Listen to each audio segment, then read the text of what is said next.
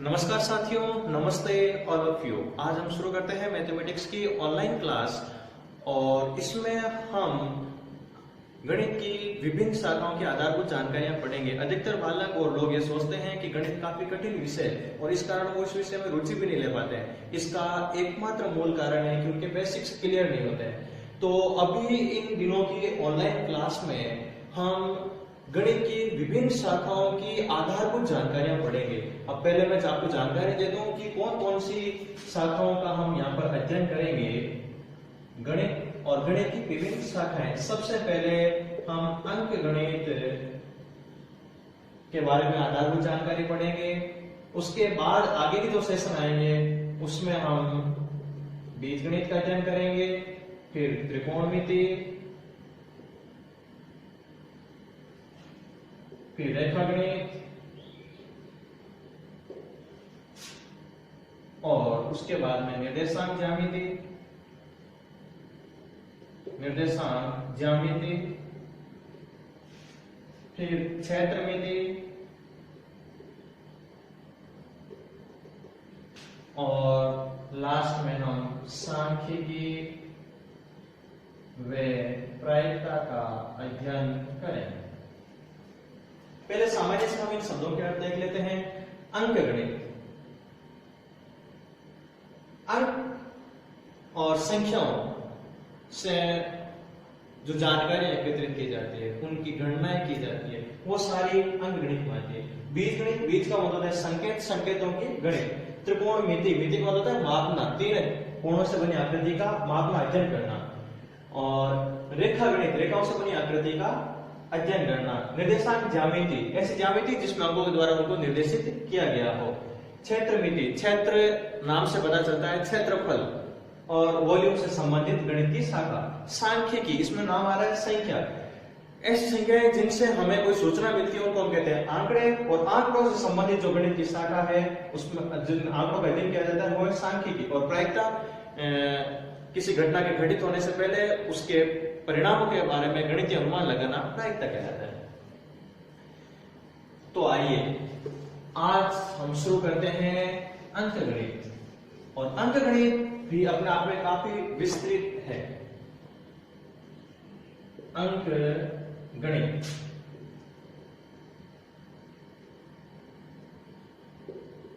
Arithmetic, इसमें भी कई सारे टॉपिक है। इसमें हम किन टॉपिकों के बारे में आधारभूत जानकारी एकत्रित करेंगे। सबसे पहले हम इसके बारे में सामान्य जानकारी लेंगे। उसके बाद में संख्या पद्धतियों के बारे में हम अध्ययन करेंगे, संख्या पद्धतियां। उसके बाद में मापन इकाइयां और इसके बाद में जोड़ और बाकी का अध्ययन करेंगे। इसके बाद में गुणा व भाग,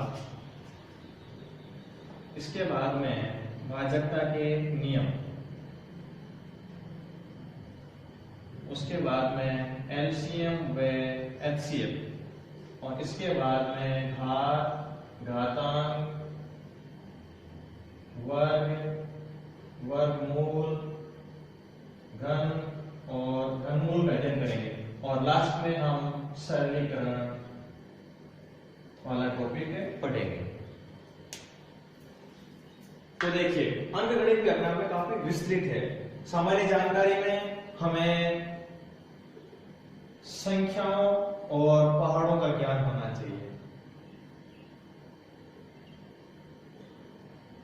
संख्या पद्धतियां कई प्रकार की होती है, इसके बारे में आगे आप अध्ययन करेंगे। मापन इकाइयां, भार मापने की इकाइयां हैं, तरल पदार्थों को मापने की इकाइयां हैं, जोड़ बाकी, गुणा भाग, भाजकता के नियम, लघुत्तम समापवर्तक और महत्तम समापवर्तक, घात, घातांक, वर्ग, वर्गमूल, घन, घनमूल और सरलीकरण का अध्ययन करेंगे।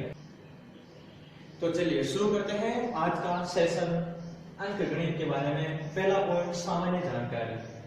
पहले हम पढ़ लेते हैं अंकगणित की परिभाषा क्या होती है। अंकों व संख्याओं की गणना से संबंधित गणित की शाखा को अंकगणित कहते हैं। अंकों और संख्याओं की गणना से संबंधित गणित की शाखा। अंकगणित गणित की मौलिक शाखा है, इसी से गणित की प्रारंभिक शिक्षा आरंभ होती है। दैनिक जीवन में प्राय अंकगणित का सर्वाधिक प्रयोग होता है। अब देखिए अंक। अंकगणित में एक शब्द आया है अंक। 10 गणितीय संकेत 0, 1, 2, 3, 4, 5, 6, 7, 8 और 9, ये टोटल 10 संकेत है। इन संकेतों को गणित में अंक कहते हैं। अंक का मतलब होता है चिन्ह, या फिर आप कह सकते हैं छाप।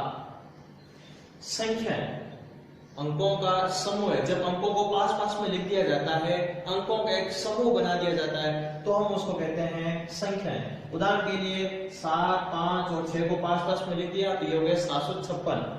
मैं 1 और 0 को पास पास में लिख देता हूं तो ये हो गए 10। मैं 0 और 1 को पास पास में लिख देता हूं तो ये हो गया 1। इसका मतलब ये हुआ कि ये 10 अंक अपने आप में संख्याएं भी है। गणित में टोटल 10 अंक होते हैं, जबकि संख्याएं अनंत होती है।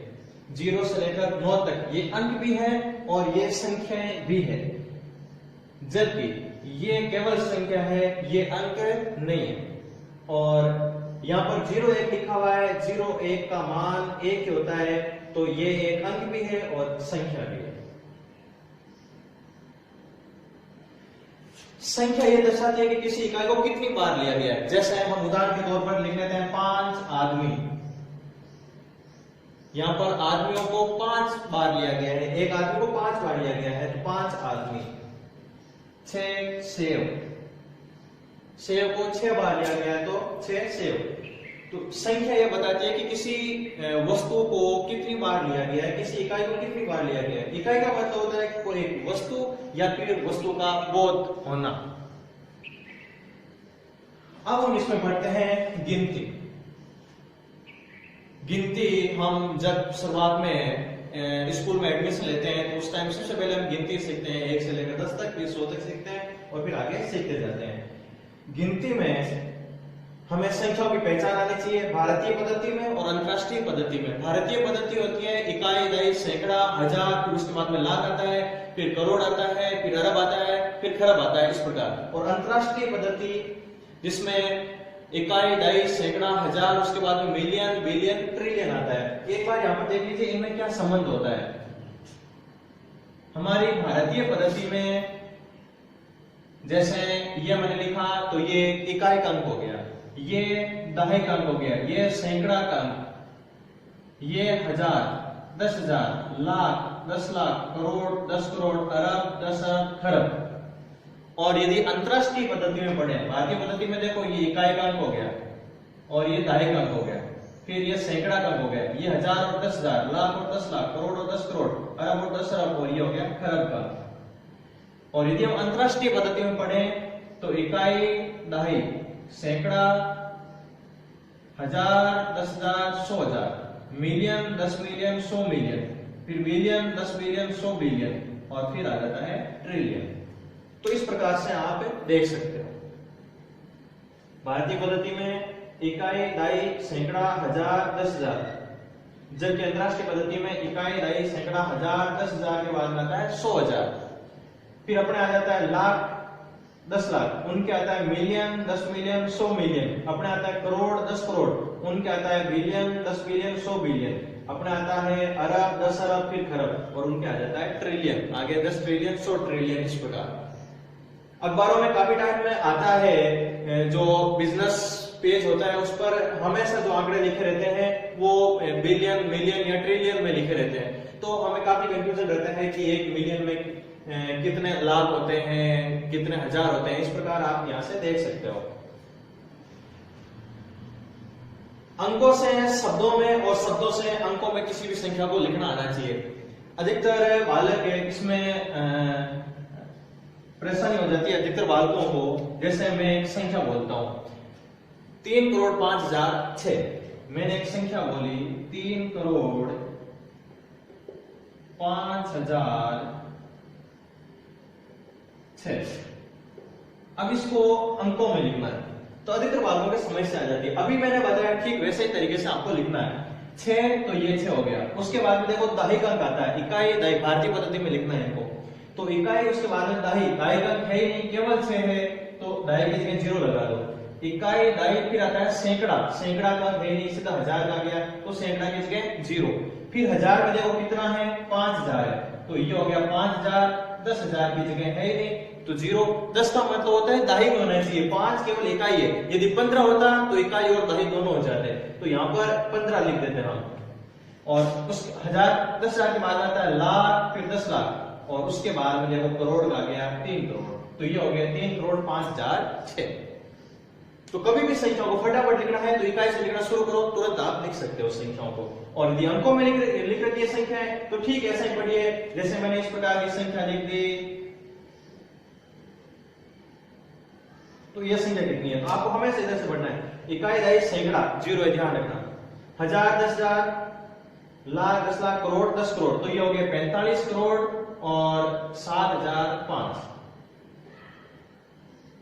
इस प्रकार से आप इन संख्याओं को पढ़ सकते हो।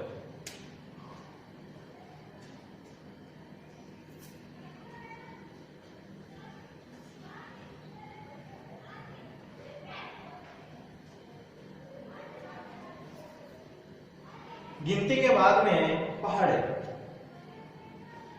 गिनती अंकों से शब्दों में 100 तक तथा पहाड़े 1 से लेकर 50 तक में डिस्क्रिप्शन में एक पीडीएफ का लिंक दे दूंगा, वहां से जाकर आप डाउनलोड करके इनको देख सकते हो और पहाड़े याद कर सकते हो। उम्मीद करता हूं कि आप याद करो ही। और जो 9वीं या 10वीं में बालक आता है उससे उम्मीद की जाती है कि वो बालक कम से कम 25 तक पहाड़े याद किया हुआ है और उसको शब्दों से अंकों में, अंकों से शब्दों में गिनती लिखनी आती है तथा किसी भी कोई भी संख्या दे दे तुरंत मौखिक रूप से तो तुरंत लिख सके, ऐसी उससे उम्मीद की जाती है। अंकगणित का प्रथम टॉपिक सामान्य जानकारी कंप्लीट हो गया है। इसके बाद में आगे देखिए संख्या पद्धतियां, नंबर सिस्टम। संख्याओं को लिखने एवं उनके नामकरण के व्यवस्थित नियमों को संख्या पद्धति कहते हैं। संख्याओं को किस प्रकार लिखा जाएगा, उनको किस प्रकार उच्चारण किया जाएगा, उनका क्या नाम दिया जाएगा, इनके जो नियम है इन नियमों को कहते हैं संख्या पद्धतियां। प्रमुख संख्या पद्धतियां देखिए, सबसे ज्यादा जो प्रचलित और चर्चित विधि है वो है दशमलव संख्या पद्धति, डेसिमल नंबर सिस्टम। और जो कंप्यूटर अपनी मशीनी भाषा के रूप में जो इन संख्याओं का सबसे ज्यादा उपयोग करता है वो है द्विआधारी संख्या पद्धति या फिर अष्टाधारी और षोडशाधारी। इनका प्रयोग विभिन्न प्रकार के सॉफ्टवेयर बनाने के लिए कोडिंग के रूप में किया जाता है। यह है द्विआधारी, यानी आधार यहाँ पर 2 होता है, अष्टाधारी आधार 8 होता है, षोडशाधारी आधार 16 होता है और दशमलव यानी इसको हम कह सकते हैं दशाधारी भी, इसका आधार होता है 10। उदाहरण के तौर पर देखिए 2003 लिखा है मैंने, ये मैंने लिखा है दशमलव संख्या पद्धति में। दशमलव संख्या पद्धति में प्रत्येक संख्या के गुणा में 10 होता है, 10 या 10 की घात होती है, इसमें 2 या 2 की घात होती है, इसमें 8 या 8 की घात और इसमें 16 या 16 की घात होती है। तो यहाँ पर देखिए इकाई दहाई सैकड़ा हजार, 2 आ रहा है, 1000 के स्थान पर 1000 को हम लिख सकते हैं 10 की घात 3 प्लस इसके बाद में ये वाला 0 आ रहा है। इकाई दहाई सैकड़ा के स्थान पर तो हम इसको लिख सकते हैं 10 की घात 2। सैकड़ा का मतलब होता है 100 और 10 की घात 2 का मान होता है 100। और फिर देखिए इकाई और दहाई, ये 0 आ रहा है दहाई के स्थान पर और दहाई का मतलब होता है इनटू में 10 यानी 10 की घात 1 और फिर 3 यानी 10 की घात यहाँ पर कुछ भी नहीं, इकाई के गुणा में केवल 1 होता है। किसी भी संख्या की घात यदि 0 होती है तो उसका मान 1 होता है, यानी यहाँ पर मैंने लिखा है 3 इंटू 1। ये है डेसिमल नंबर सिस्टम। एक मैं बाइनरी संख्या लेता हूं, ये मैंने ली है एक बाइनरी संख्या, ये डेसिमल में है और ये है बाइनरी में। अब देखिए बाइनरी को डेसिमल में कैसे बदले और डेसिमल को बाइनरी में कैसे बदले, ध्यान से समझना। ये एक बाइनरी संख्या है, इसको डेसिमल में बदलना है तो यहां पर देखिए ये वाला 1, ये जो 1 है इस 1 से इस तरफ 3 अंक है, इसका मतलब 2 की घात 3 ठीक इसकी तरह ये दो, दो से तब 3 अंक है तो 10 की घात 3, फिर 10 की घात 2, 10 की घात 1, 10 की घात 0। ठीक ऐसे ही इसमें लेना है, 2 की घात 3, 2 की घात 2, 2 की घात 1 और 2 की घात 0 प्लस 1 इंटू 2 की घात 2 प्लस 0 इंटू 2 की घात 1 प्लस 0 इंटू 2 की घात 0। इस वाले 0 के लिए 2 की घात 3 का मान 8 प्लस 4 और प्लस में 0 और यहां पर 0, ये हो गए 12 और ये है डेसिमल पद्धति में। बाइनरी को डेसिमल में इस प्रकार से बदला जाता है। और यदि मुझे इस डेसिमल को वापस बाइनरी में बदलना है तो कैसे बदलें? ये 12 डेसिमल में है और इसको बाइनरी में बदलना है तो मैं 2 से डिवाइड कर दूंगा। यहां पर क्या हो रहा है, 2 से मल्टीप्लाई हो रहा है बार बार, तो डेसिमल में बदल रहा है और डेसिमल से हटाना है और बाइनरी में लाना है तो जो मल्टीप्लाई क्या है, इसके उल्टी प्रक्रिया कर दो। मल्टीप्लाई की उल्टी प्रक्रिया होती है भाग देना। 2 का भाग 12 में 6 बार और 2 का भाग 6 में 3 बार और 3 में 2 का भाग 2 बार, सॉरी 1 बार और फिर 1 में 1 बार। यहां पर देखिए, जहां पर सम संख्या आ रही है उनके आगे 0 और जहां पर विषम संख्या आ रही है उनके आगे 1 लगा देना। 2 का भाग 12 में 6 बार, 2 का भाग 6 में 3 बार, 2 का भाग 3 में 1 बार। जहां सम है वहां 0, 12 सम तो 0, 6 सम तो 0, ये विषम तो 1 और ये विषम तो 1। जहां विषम है विषम के लिए 1 और सम के लिए 0 का में लेना आपको। अब इसको लिखना है उल्टे क्रम में, नीचे से ऊपर की तरफ लिखना है। 12 था डेसिमल में और इसको आपने बदल दिया है बाइनरी में, 1 1 0 और फिर 0, ये बदल गया है बाइनरी में। तो डेसिमल को बाइनरी में कैसे बदलें और बाइनरी को डेसिमल में कैसे बदलें, ये भी आप यहाँ पर सीख सकते हो। हालांकि एक अतिरिक्त जानकारी के लिए था, आप ये कंपटीशन के रूप में काम में ले सकते हो।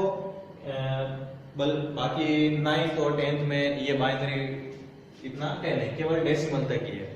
लेकिन काफी जिज्ञासु बालक रहते हैं, वो जो देखते हैं तो पूछते जरूर है कि सर बाइनरी को डेसिमल में कैसे बदले और डेसिमल को बाइनरी में कैसे बदले, इनमें क्या रिलेशन रहता है। तो हमारे सिलेबस में दशमलव संख्या पद्धति ही है।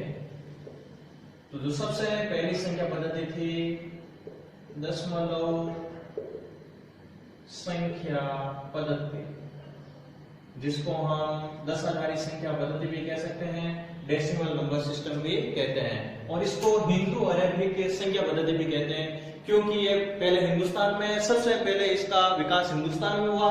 हिंदुस्तान के बाद में ये अरब देशों में गई हुई थी और अरब देशों से होते हुए यूरोप और उधर अमेरिकी देशों में गई। तो इसमें 10 अंक होते हैं। दशमलव संख्या पद्धति में 10 अंक होते हैं, 0 से लेकर 9 तक टोटल 10 अंक होते हैं, इसलिए इसका नाम है दशमलव संख्या पद्धति। मैंने अभी पहले बताई थी बाइनरी, बाइनरी में केवल 2 अंक होते हैं, 0 और 1। इसी प्रकार आगे बताई थी ऑक्टल संख्या पद्धति, उसमें केवल 8 होते हैं और हेक्साडेसिमल उसमें केवल 16 अंक होते हैं और इसमें होते हैं 10 अंक 0 से लेकर 9 तक। अब देखो, प्रत्येक अंक का मान होता है, 2 प्रकार से अंकों का मान देखा जाता है। अंकों के मान, एक तो होता है अंकीय मान या फिर हम इसको कह सकते हैं जातीय मान या फिर हम इसको कहते हैं वास्तविक मान। इंग्लिश में इसको कहते हैं फेस वैल्यू या फिर रियल वैल्यू।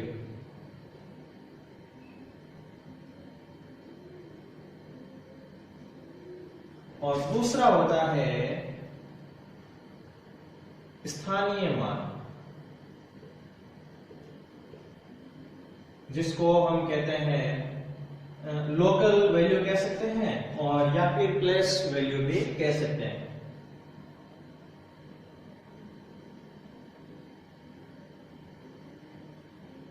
प्लेस वैल्यू या लोकल वैल्यू। अब देखिए ये अंकीय मान और स्थानीय मान क्या होता है। जैसे मैंने एक संख्या लिखी 45,675, इसमें 5 का मान, यदि 5 का अंकीय मान देखें तो 5 है, 7 का 7 ही है, 6 का 6 है, 5 का 5 और 4 का 4 है। ये वास्तविक अंकीय या जातीय या वास्तविक मान की बेस वैल्यू की जो हमें दिखता है वही अंकीय मान होता है। इस संख्या में 4 का अंकीय मान 4 ही है, जबकि 4 का स्थानीय मान देखिए, 4 का स्थान कौन सा है, इकाई, दाई, सैकड़ा, हजार, 10,000 का है, तो यहां पर 4 का स्थानीय मान होगा 4 × 10,000। ये 1000 पर आ रहा है, तो इस 5 का स्थानीय मान होगा 5 × 1000। इस 6 का होगा 6 × 100 और 7 का होगा 7 × 10 और 5 का होगा 5 × 1। ये होता है स्थानीय मान। यानी जो स्थान का मान होता है, अंक के साथ में स्थान का मान जो गुणा हो जाता है वो होता है स्थानीय मान, और अंक का जो वास्तविक मान होता है जो हमें दिखता है वो होता है